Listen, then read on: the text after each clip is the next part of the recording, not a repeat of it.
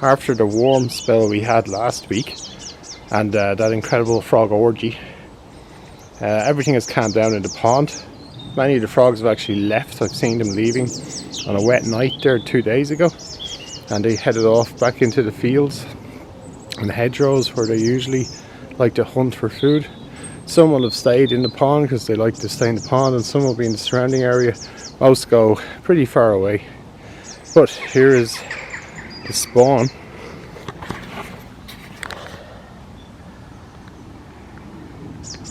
Look at that, big blobs of it, just so you can see there's more over there. Not bad for a small pond.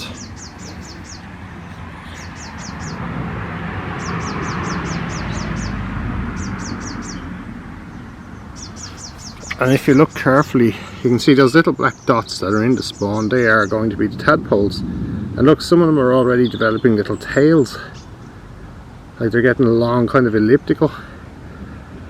They're further along, and then the others are just still dots. So the dots are younger.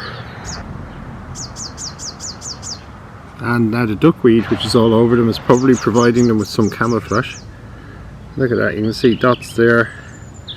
If you look here, more dots, but some are a bit longer than others, and the ones that are a bit longer will probably eat their way out first, because what they do is those little black dots have little mouths on them, and they start to eat out. They're basically like embryos developing, and then they'll come out as tadpoles and swim around.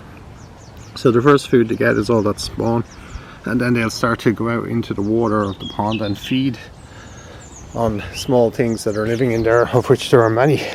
Now, we've had a bit of a cold snap, which is why I'm wearing this lovely hat. It's not a terrible cold snap, but daytime temperatures are about 7 degrees Celsius. So yeah, it's cool enough, and frost at night. The frog spawn seems to be unharmed though. So we'll see what happens.